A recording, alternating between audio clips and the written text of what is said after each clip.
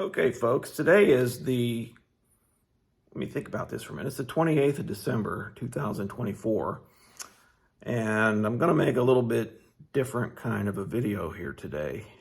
If you follow my channel, you may be aware of the 1988 Camaro project that I have ongoing. I just swapped an L98 into that car out of a 1987 Trans Am GTA that was wrecked. And I decided to purchase an Tech Ultimate TPI fuel injection controller setup for this car. Never been a big fan of the original TPI fuel injection controls. Didn't like the way they worked. The Tech stuff does have a lot of good reviews. I did my research and I thought that I would really like it if I decided to go forward with it. And so I did. I pulled the trigger on the Black Friday sale and bought the dual wideband O2 kit. That kit is, let me see if I can get this in the picture, it's 383351. Is the part number for the kit that I bought. Anyway, I've got this harness laid out on my floor here, trying to familiarize myself with it before I get ready to install it in the car. I'm just about to that point. But anyway, I'm gonna take a little bit of video of this harness with some comments and see what everybody else thinks about this. So I'm gonna switch this up and I'll be back in just a second. Okay, here is the main harness laid out on the floor in my living room here. First of all, I'll start off by saying it is a very nice quality wiring harness. It's very well made. My initial thoughts on this harness are I was impressed with the craftsmanship and the quality of the materials that were used. I was excited to unpack it and get a look at it. But once I got it laid out onto the floor here and started looking at the labels on all the connections and how everything was laid out, I really started to scratch my head. So I'm going to start over here on the far right-hand side, which to me, so this arrangement right here to me is how it should install into the car, okay? So up here on the far right corner is the ECM connection. Here's the fuse block that comes with it. It's got a couple of relays in it. I think one of them is for the fuel pump. The other is probably for the main power. This lead right here is for the HMI unit that goes in the car, the screen, whatever you want to call it. Of course, there's the ECM connector. And then this long pigtail over here has some of your auxiliaries on it. AC request, your fans 1 and 2. What else is here? Brake and a tack wire. And I think there's also a speedometer output there. Just accessories. Makes pretty good sense to have that stuff at this location. Okay, now I'm going to start moving to my left, or the left in this picture. So from the driver's side here over to the middle area. So before I get into these pigtails too much, let me move over here to where the fuel injector pigtails connect. I don't have them connected on the harness.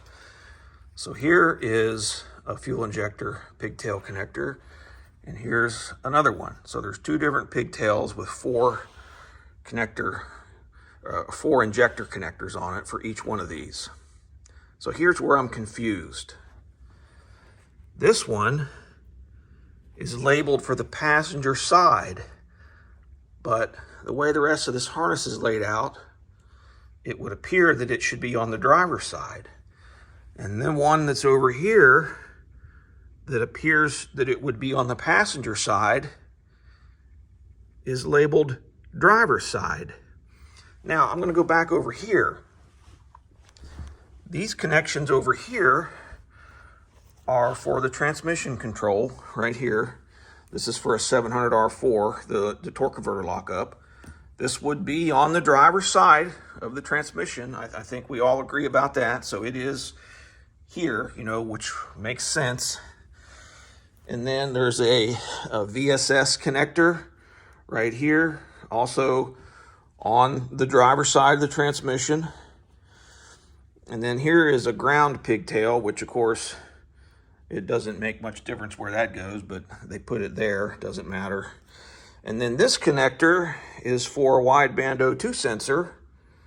And I purchased the dual wideband kit, but the problem is this also is for the passenger side, not the driver's side. So it's on the wrong side of the harness. Now, let me move over here. So here is what I think should be the driver's side injector connector, but it's labeled passenger side. And it has the map sensor connector down here, which, you know, for example, in a 3rd generation F body, the map sensor, the map sensor in the car that I'm putting this in was originally on the passenger side of the firewall above the heater box. So wrong place for that. And then also over here is the main 12-volt power connections that would normally go down to the starter, you know, to connect to the main power lead on the starter, because it does have big holes in these terminals. It says in the instruction book to connect it to the battery, but realistically this would go down to the power terminal on the starter. Okay, in this harness arrangement, it's on the driver's side. Okay, the starter is on the passenger side of the vehicle.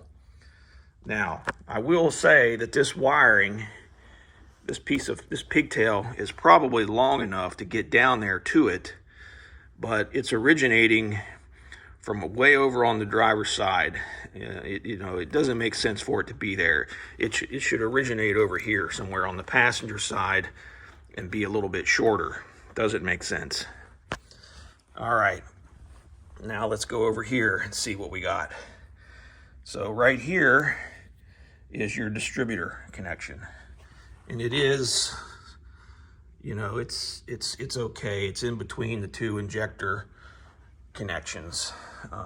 It favors towards the passenger side, but you know, realistically, it should be somewhere in this area over here, and it probably doesn't need to be 24 inches long.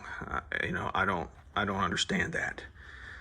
And then here is another wideband O2 sensor connection. This is for the other bank, but this one is permanently wired into the harness because it is originally intended to be for the driver's side, which is labeled here, driver's side, but it's backwards. It should be there, not here.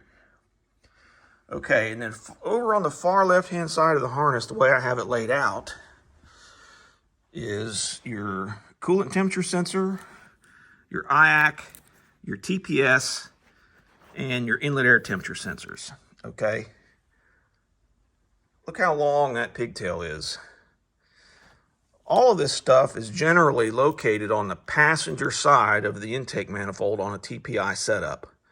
The only exception is the IAT, which is actually screwed into the bottom of the plenum, you know, in the middle of the intake. So that's really doesn't matter. But either way, the pigtail is very long. So this harness is just, you know, I don't know.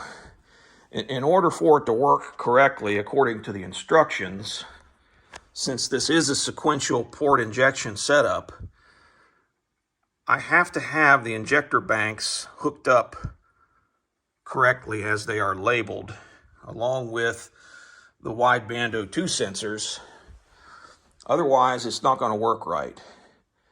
And so in order to do that, I'm going to have to basically flip this harness 180 degrees in my car so that the injector pigtails will hook up correctly. And then all of my other auxiliary sensors that go up by the throttle body, this pigtail is going to be on the wrong side, and I'm going to have to cross it over somewhere under the intake manifold. You know, it's just going to look like shit, really, when I get this installed on the car. I don't understand. I don't know if I ordered it incorrectly. I don't know if they have a right hand and a left hand orientation option. I don't know what I did. But so this is my review. Obviously, there'll be more to come once I get it installed on the car here in the next few days. Maybe I'll change my mind. But as of right now, I'm just not very impressed with the physical layout of this wiring harness. If you've had the same questions, if you got one of these, please comment below and let me know what you think and what you did. Thanks for watching.